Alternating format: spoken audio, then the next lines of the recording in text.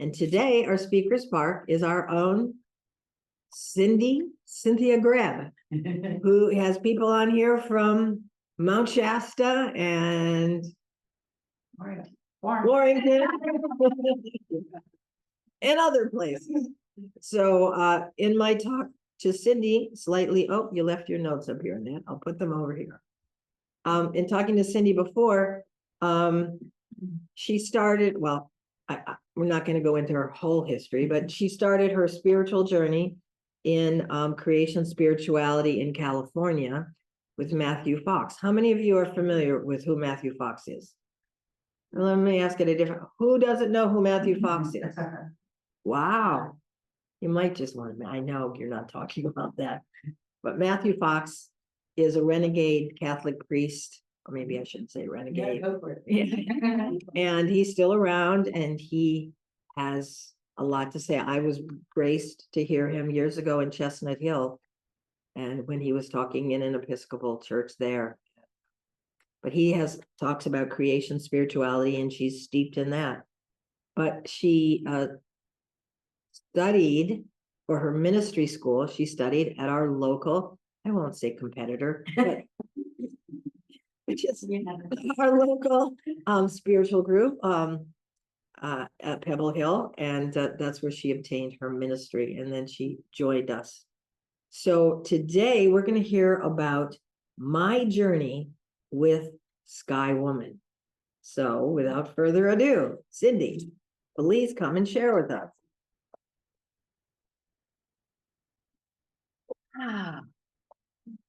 Hey, everyone. So I'm going to do something somewhat unusual, and I'm going to call in Sky Woman right now. So bear with me while I just do this for a moment, okay? Sky Woman. Sky Woman. Sky Woman. Sky Woman.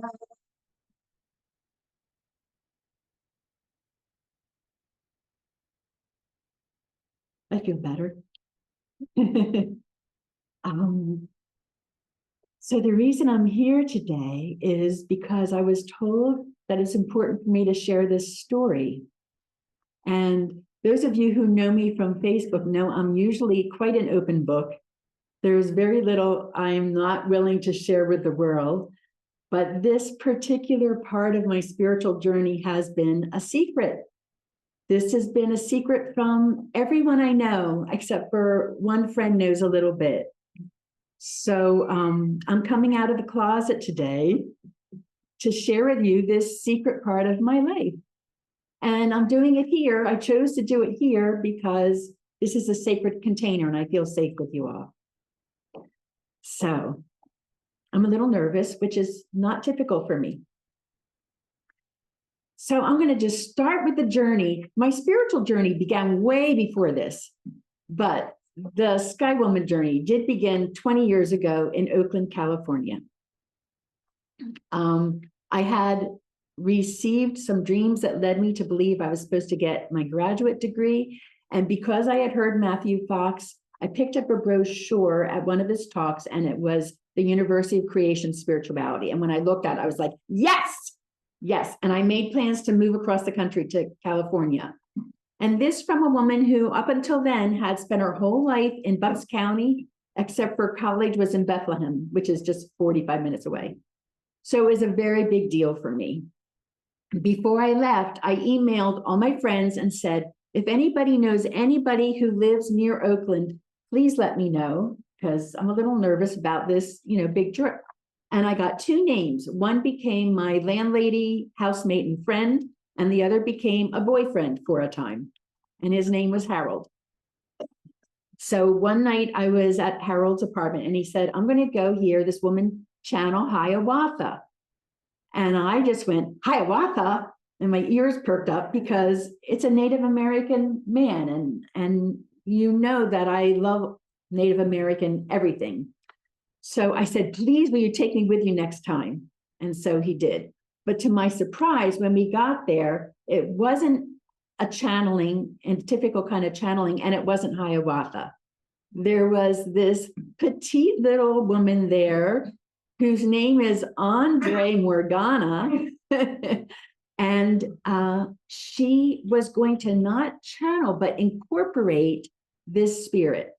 So incorporate means to bring this spirit, this entity into your body, into your field. And you can tell when it happens because the posture changes, the body changes, the voice changes. It's really, really quite astounding. And oftentimes there's music or drumming or a song that helps to call that entity in before. So anyway, the entity that night was one of her guides, Vovo Anomalia. Vovo, in her last incarnation on the planet, was this African medicine woman. And she has such beautiful energy, I can't tell you. So the one thing I remember about this particular night, there were about 40 of us there. It was a pretty big group. And she looked at all of us. Once she incorporated this little lady that quivered and had a cane, she looked at us all and she said, there are many of you here that have the ability to be a medium. Now, when she says medium, she doesn't mean the kind of people that talk to dead people. She means the kind of person who can do this work of incorporating spirits. And I remember thinking, oh, I wish that were me.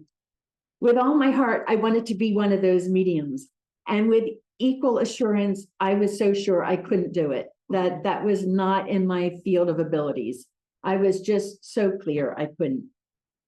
But I was fascinated with the work, and I started going every time Andre had a gathering, I went. And I think it was every other week. 1 week she would bring forth Vovo, and 1 week she would bring forth Hiawatha. Totally different energies. And we would receive their wisdom and we would learn this tradition.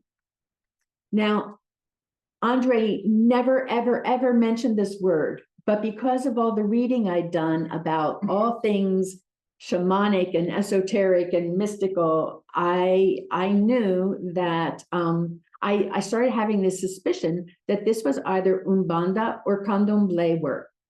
Have any of you ever heard those terms? Oh, okay. See, I told you this would be unlike anything that's ever been here before. So these are West African traditions that came across the ocean with the slave trade to Brazil. And when I say the slave trade, I hasten to add that it's a terrible phrase because it makes it seem too acceptable. And it was a horrible, horrific, awful thing that we've been doing on this planet that we did then. That happens. It's horrible. And Vovo at one point said that she saw her son was kidnapped and forced into the slave ships and taken to Brazil. So she, even now, this high spiritual being that lives beyond the universe, she still feels a mother's pain about that. So anyway, in this particular tradition, everybody who does this work has two primary guides. And one of them is an indigenous guide from the Americas, and one is an old Black person, an old wise Black person called a preto. So there's the Caboclo or Cabocla and the Pretovalia. Okay, so Vovo was the Black guide and Hiawatha was the indigenous guide. I think in this country, most of us are very aware of indigenous wisdom, but I think most of us don't know how deep and vast is the wisdom of Africa. It is ancient, ancient, ancient. I mean, that's where humanity was born, right? So it's ancient wisdom. So the indigenous people there hold wisdom of the stars and of the spirit world. And it's to our detriment that we here in the Western world don't understand the beauty of their knowledge. All right. I have 20 years to condense into 20 minutes. It's really a little bit difficult, and especially when there's new concepts. So I started going to these things. Andre had a temple she created on her property, this little outbuilding she remodeled. And there would be maybe 7 to 10 to 12 of us that would gather. And we would receive this wisdom. And some people had this ability to bring in these spirits. I was like so far beyond, so I was such a newbie. But after a couple years of this, at one point, I'm pretty sure it was Hiawatha, focused on me and said, do you have an idea who your caboclo might be? If you had to guess, who would it be? Cabocla. And I guessed woman of the wind. And he said, your cabocla is Sky Woman. I had heard of Sky Woman. I knew that she was the key figure in the Haudenosaunee creation story, which is, we mostly know as Iroquois. They prefer to be called Haudenosaunee, which means people of the long house. It's like they had long wooden houses with multiple families and multiple fires within the building. So the Iroquois like to be called Haudenosaunee. So the creation story features Sky Woman. So do any of you know this story? Wow, okay. Sadly, I don't know if I have the time to go to tell you the full story. Okay, all right. So it's an oral tradition. So of course, there's many, many versions of the story. If you go online and you Google Sky Woman, you'll find many videos with the story being told by very different people of different tribes. The one I like best is from Robin Wall Kimmerer, who wrote Braiding Sweetgrass. Now, I'm pretty sure some of you read that, right? Raise your hand if you've read that book. Okay. So in the very beginning of the book, she tells the story of Sky Woman. So you can go back and read that, or if you feel called, get the book. She's from the Potawatomi people, and she's a professor of botany. And when she was teaching, she discovered that people were there with all their intellectual abilities, but most had no actual experience growing plants. And so she found herself incorporating the wisdom of her people and how they honored and how they knew about the plants and things like that. So Sky Woman, very briefly, Sky Woman was from this world of light called Sky World. And at one point she fell from that world. And as she fell, she kind of grasped onto the tree of life that was growing there in that world. And some of the seeds were in her hand as she fell toward the earth. Some versions say she was pushed. Some say she voluntarily leapt, but most say she fell from the sky world to the earth. And the earth at that time was all water. There was no land. And the scientists will tell you that's true. It was all water. Welcome, everybody. So the only animals at that time were water animals. They were water birds, or they were otters or beavers or whatever. And as she was falling, they saw this great light streaming toward the earth. And it was only when she got closer, they saw it was a woman. And they were like, we have to help this woman. She's falling. We need to help her. And so several geese rose up and they cradled her in their great wings. They caught her as she was falling. And then the animals thought, those poor geese can't keep holding her. What shall we give her to land on? And the turtle offered his back. I'm guessing it was a sea turtle. The turtle rose up and offered his back. The geese gently laid her down. And then they thought, we need something for her to walk upon. We need some earth. And one animal remembered that hearing way long ago that there was a little bit of soil at the bottom of the sea. So one by one, the animals went to try to dive deep enough to grab some of that soil. And one by one, they all failed. It was too deep, too far away. They didn't have the lung capacity, or the pressure was too great, and they kept on failing until there was one animal left, the muskrat. And the muskrat said, I want to try too. And I think everybody probably looked at him and were like, yeah, right, because he had like these little tiny paws. How could he get down that deep? But muskrat had this big heart and was very courageous and said, I want to do it. And so he or she swam as fast as he could, as hard as he could, his little legs. And they waited and waited and waited for their friend to return. And they waited a long, long, long, long time. And finally, there were some bubbles that were coming to the surface. And then Muskrat's body floated up. The muskrat had died in the process of doing this. But someone noticed that Muskrat's paw was clenched, and they unfurled it and found some soil. And so they placed the soil on Turtle's back and started to spread it out.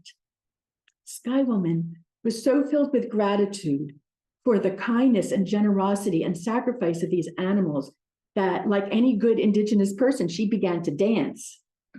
And as she danced with all this gratitude and love in her heart, magically that turtle grew and that earth spread, and the seeds in her hands scattered on the ground and they started to grow. And that is how we got Turtle Island, which is what Native people call North America. That is how we got all the plants, because of the goodness of Sky Woman. She helped bring life to this planet. This is the story. This is the creation story of the Iroquois people. So bless Sky Woman. All right. So when Hiawatha told me her name was Sky Woman, I thought, she's too big and important and holy and amazing. It can't be that Sky Woman. It must be like a Sky Deva or an elemental or something else. It must be something else. It can't be Sky Woman, because I knew Sky Woman, or I knew of her. And it took me a while to realize, yes, it really was that Sky Woman. Meanwhile, I need my water, excuse me. Meanwhile, the whole time I was in California, I had this strong intuition I was supposed to move to New Mexico. It was so strong. And at the time, I didn't consider myself a highly intuitive person, but it was really powerful. It was so strong. And so I made plans after I graduated to move there, even though I didn't have hardly any money. I didn't have a job lined up. I just felt I have to get there. And so either Vovo or Hiawatha told me, before you go, you need to have a song to help bring in Sky Woman. Because obviously my whole training, my whole learning, whatever, was going to cut short if I left. So one night I was dancing to some native music, which they had encouraged me to do. And because I felt such a compulsion to move, even though I loved California, I kind of pushed the river and, did it from a mental place instead of from a, give me a song, I kind of created this song from my mental place. And then I went and shared the song at Temple so that they could sing the song to bring me in, to bring in Sky Woman. And it was what I think of as a mild disaster. In retrospect, I realized that was not the correct song. It was not the correct song, period. It was not the right song. And I was nowhere near able to incorporate yet. And it was just so embarrassing and mortifying. This was about 2 years after I first got involved. But they were very nice and kind anyway. And so I went and I moved to New Mexico. Meanwhile, okay, after that, I ended up moving to Pennsylvania. I ended up moving to Colorado over the next course of the next 10 to 15 years. And then I felt guided to move to Mount Shasta. And guess who else had moved to Mount Shasta? Andre, my teacher. She had already been there a couple years. And I don't think that's why I went consciously, but I'm sure it was part of the reason I returned there, or I moved there. And so the training continued, and this time I got a lot of one-on-one training because she didn't have a lot of people there that were interested in this work. So I got one-on-one training with Vovo, which was very powerful and very wonderful. And then I moved again to New Mexico and back to Pennsylvania. But this is when Zoom started becoming a thing. And I said to Andre, do you think we could have sessions on Zoom where I can do this work? Okay. So I still didn't drink this. This is when things started to flow better. And as oftentimes happens when there's like a hiatus, even if it's not intentional, like spiritual growth was happening in my life, whether it was related to this work or not. Like I was growing and changing, and I think it made the work a little bit more possible because I was in a different place than I was there and full of doubts and young, whatever. One of the things that happened one time was very interesting and unexpected. Vovo, by this time, the work was changing. It wasn't Umbanda anymore. It was becoming a different thing entirely, or mostly entirely. She kind of, in her heart of hearts, wanted me to go to Bahia, Brazil, so I could immerse myself in the work and really get this. But I never felt like that was the right path for me. And part of the reason was I could not imagine Americans embracing this work.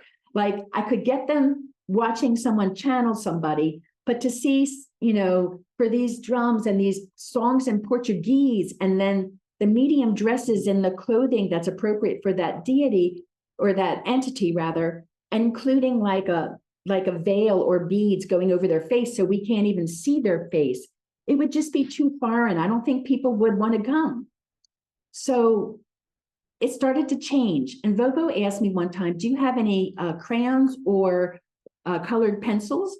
And she asked me to get a piece of paper and draw several circles and then make these colorful rings around, different colors for each of the spirits. So what ended up happening is I had this template, like this altar for the work that I would be doing, totally different than Umbanda. She asked me to get some foam core, and I drew these circles on the foam core in its round circle.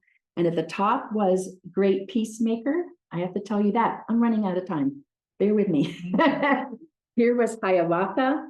Here was the animals, because there's a strong connection with the animals. Here was Vovo. Here is me and my higher self, and Andre and her higher self. That was the initial thing. It has since morphed. So anyway, every time we had a session, I would put votives in each of those circles and light the candles and call in these beings to help create this energetic field. So now I need to tell you a little bit about Daganawida and Hiawatha. Daganawida is mostly known as the Great Peacemaker. Have you heard of the Great Peacemaker or Hiawatha? This is not Hiawatha from the Longfellow poem, totally different person. The Great Peacemaker was a very, very, very holy man that most of us don't know about from the Great Lakes area. Interestingly, like someone else we know, he was born of a virgin. And like someone else we know, he did many miracles. Among his miracles were rowing in a canoe made entirely of white stone.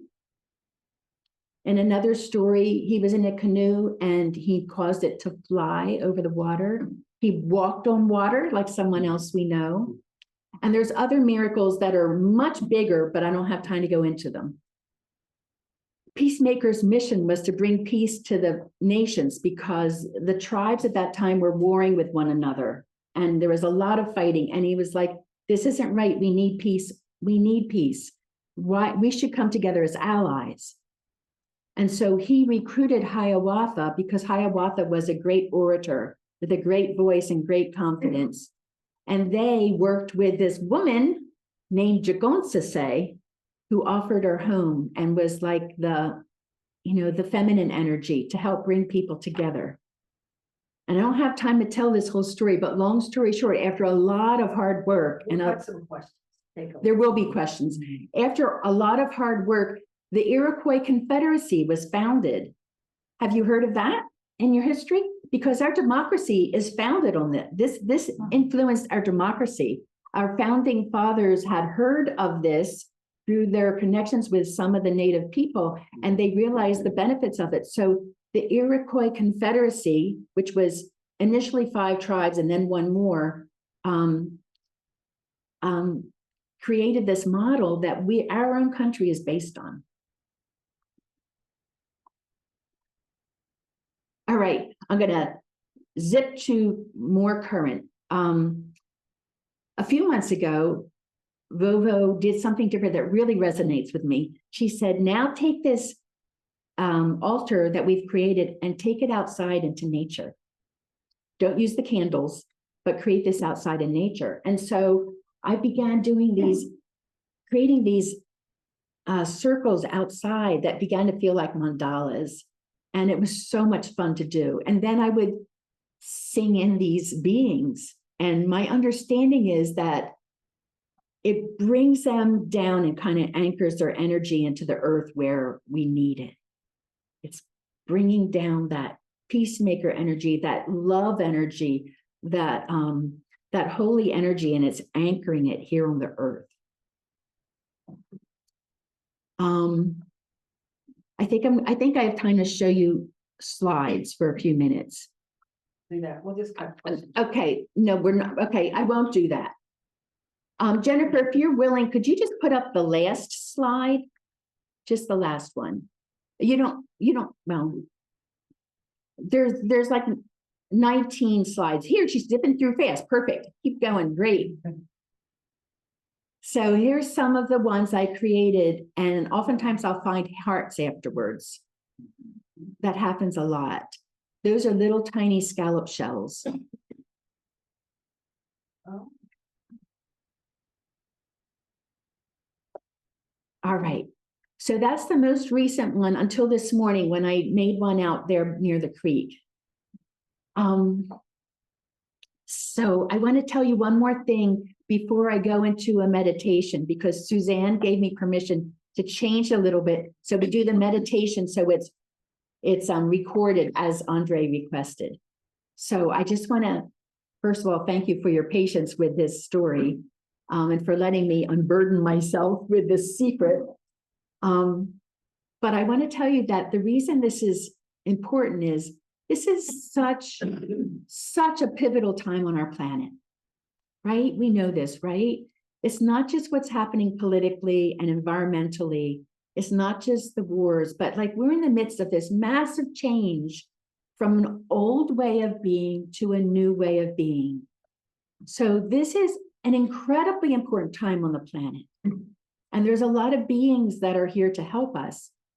And Sky Woman wants to help us at this time because she loves us. She helped to create all this. She loves us, and but she doesn't want to be here in human form because it's a hard planet to be on in human form, and she doesn't want to do it again. So apparently that's where I come in. She wants to work with me on this planet. And I have to mention that, you know, initially I was seeing her as this Indigenous woman because that's the story. But Vovo helped to educate me that she's this vast consciousness that lives way beyond the universe and is kind of this amorphous, I've come to see it as this amorphous field of color and light. That's who I think of her as. And over time, I also saw myself there as a smaller amorphous field of color and light, and we're dancing together. And Vovo said, the love Sky Woman has for you is so great. She said, my. She said, it's like a mother and child. She said, it's so beautiful, this love she has for you. So apparently we've known each other a very long time. And so I'm just a human being. I still can't incorporate, but Vovo said, just share this story. Just share this story. It's the first step, right? So I'm sharing the story. And now for the meditation and then the questions. What I would like to do is, Jennifer, if you could put that last slide back up again, and you guys don't have to look at it. It's just to create an energetic space. I'm going to sing out the names of these beings as our meditation. And I want you to close your eyes and just feel the energy of each of these consciousnesses. And especially feel the energy of Sky Woman, and just allow that into your field of energy if you feel inclined.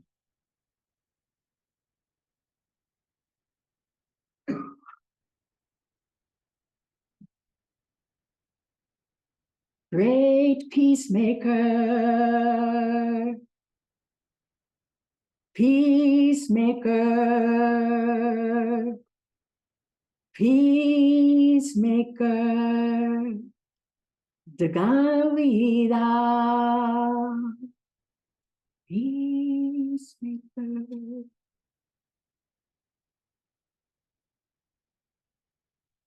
Gigante say, gigante say,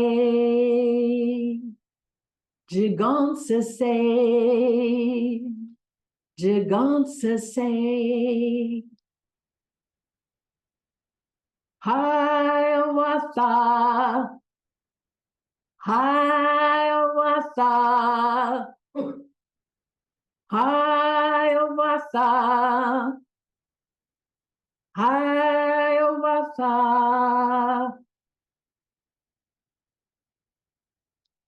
Vovo and Amalia, Vovo and Amalia, Vovo and Amalia, Vovo and Amalia. The animals, the animals, los animales, los animales, the animals. Nature spirits, nature spirits, nature spirits, nature spirits. Mother Earth, Mother Earth, Mother Earth. Gaia, Gaia, Pachamama, Pachamama.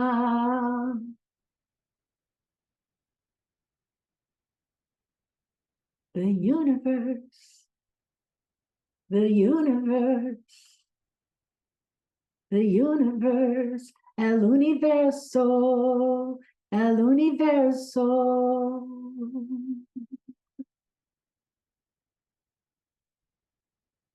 Sky woman, sky woman, sky woman, sky.